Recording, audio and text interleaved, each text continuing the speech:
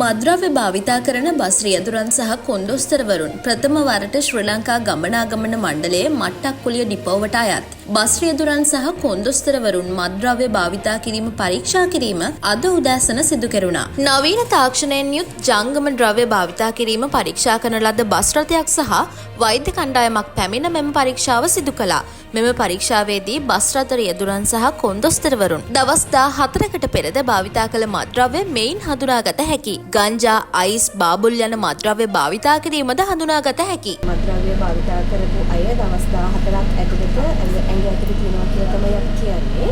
ඊට පස්සේ ඒක දවස් 14ක් ඇතුළත මේ මද්‍රව්‍යයන් පාවිච්චි කරපු බව අපිට මේ ටෙස්ට් එකෙන් සටහන් කරගන්න පුළුවන්. මෙතනින් ඉන්ඩිකේට් වෙනවා. බාබුල්නේ. බාබුල්.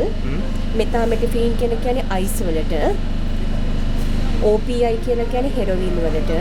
THC කියලා කියනවා ගංජා වලට. ඒක පොසිටිව් නම් කොහොමද ඉන්ඩිකේට් කරන්නේ? පොසිටිව් කියලා කියන්නේ මේ ඩබල් ලයින් එක නැතුව සිංගල් ලයින් එකක් එනවා නම් අපි කියනවා ඒක පොසිටිව් කියලා. දැන් මේක ඇවිල්ලා තියෙන ඩබල් ලයින් එක. නෙගටිව්. නෙගටිව්.